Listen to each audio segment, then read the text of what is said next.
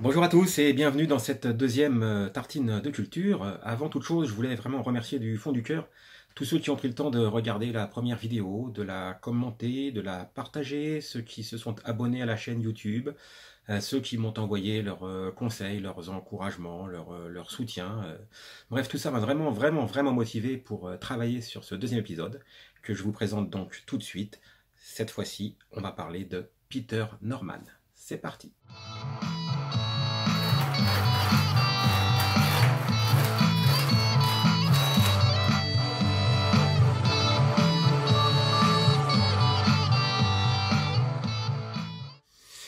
Peter Norman, pas sûr que le nom dise grand-chose à beaucoup d'entre vous. Et pourtant, le paradoxe, c'est que je suis à peu près sûr que tout le monde l'a déjà vu en photo. Si, tout le monde, j'en suis presque sûr. Mais simplement, il n'était pas celui sur lequel le regard s'arrête. Il semblait être celui qui est juste à côté de l'histoire en train de s'écrire. Allez, pas de suspense plus long, Peter Norman, c'est lui. Oui, voilà, lui. Ouais, c'est ça. Le type qui ne lève pas le poing. Le type sur lequel le regard passe, le type un peu raide, celui auquel on ne s'intéresse pas vraiment. Peter Norman, athlète australien, médaillé d'argent aux 200 mètres au JO de Mexico 1968 et présent sur l'une des photos les plus emblématiques du XXe siècle. Cette 19e Olympiade va donc s'ouvrir au mois d'octobre 1968 à Mexico. Le 16 octobre, c'est un grand moment. La finale du 200 mètres hommes. Une des courses les plus attendues, avec deux archi-favoris, deux athlètes noirs américains, Tommy Smith et John Carlos. Et cette course va tenir toutes ses promesses. Une véritable course d'anthologie, des temps canons. Mais un athlète que personne n'avait vraiment vu venir réalise une performance incroyable et parvient à s'intercaler entre les deux favoris et arrache ainsi la médaille d'argent au prix d'un final absolument incroyable. Cet athlète, c'est un Australien, c'est Peter Norman.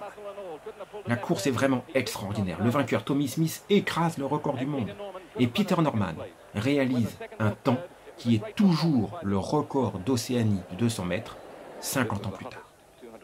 Malgré les performances incroyables réalisées par les trois hommes, l'histoire va en fait s'écrire après, lors de la cérémonie de remise des médailles. Tommy Smith et John Carlos décident d'utiliser cette cérémonie comme tribune pour attirer l'attention du monde sur le sort de la minorité afro-américaine aux États-Unis. En 1968, il n'y a plus de ségrégation raciale officielle aux États-Unis. Deux lois y ont mis fin, l'une adoptée en 1964, le Civil Rights Act, l'autre en 1965, le Voting Rights Act, qui interdisent la discrimination raciale dans les transports, dans les écoles, dans les piscines, pour le vote, etc.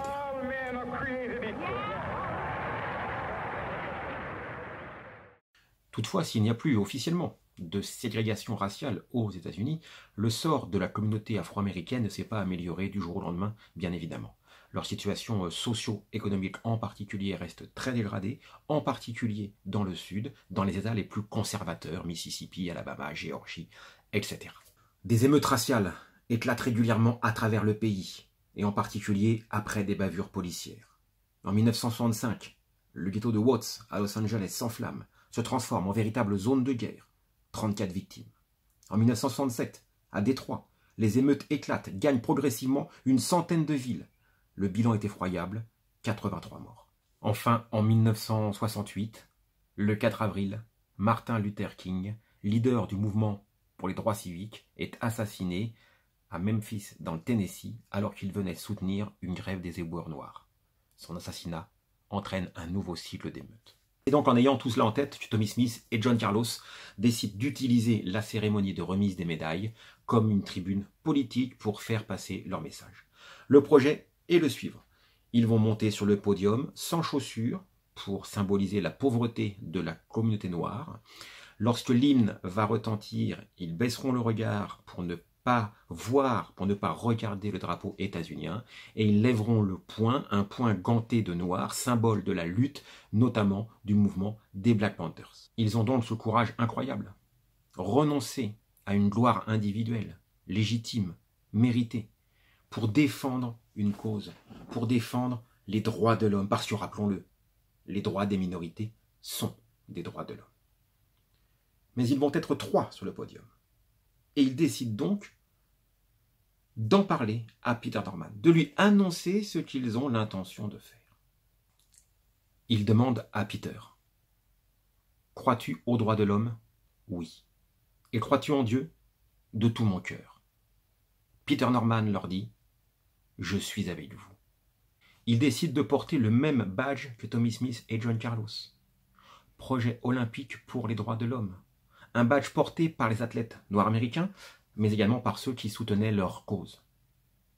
Il va même jouer un rôle encore plus important. Lorsqu'arrive la cérémonie, John Carlos se rend compte qu'il a oublié sa paire de gants noirs au village olympique. Et c'est Peter Norman qui leur suggère de porter chacun l'une des 2 mains de la paire de gants de Tommie Smith. C'est la raison pour laquelle, sur la photo, on voit Tommie Smith qui lève le bras droit et John Carlos qui lève le bras gauche. Peter Norman a joué un rôle essentiel.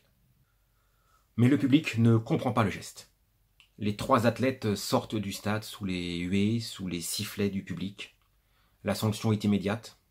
Tommie Smith et John Carlos sont renvoyés, sont exclus définitivement des Jeux olympiques. Mais Peter Norman aussi va payer très lourdement le prix de son engagement.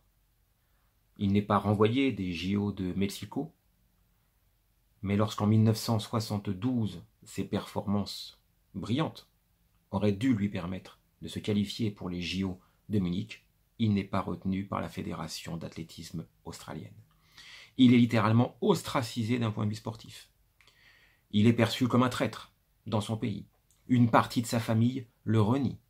Il a des difficultés incroyables pour trouver du travail, redevenant simple professeur de gym ou même boucher.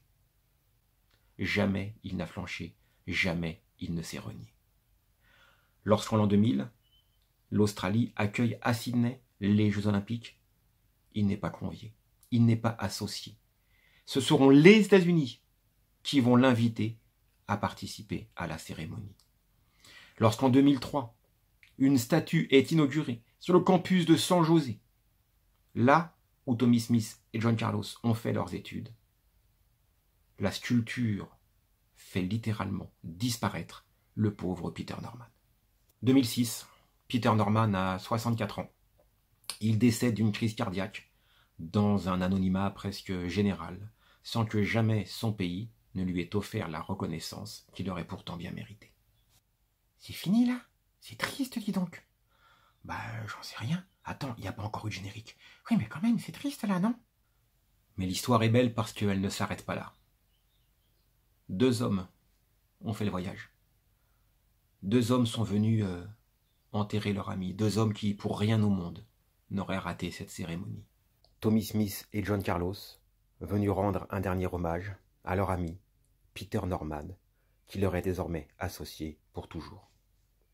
Il faudra attendre 2012 pour que le Parlement australien vote une résolution à la quasi-unanimité pour reconnaître que l'Australie a mal agi envers Peter Norman, pour reconnaître qu'il aurait dû être qualifié pour les Jeux Olympiques de 1972, pour reconnaître qu'il a joué un rôle important dans la lutte contre les discriminations raciales.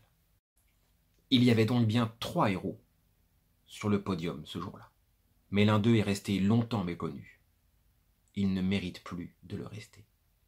Alors comme l'a dit John Carlos lors de la cérémonie des funérailles, allez et racontez à vos enfants l'histoire de Peter Norman.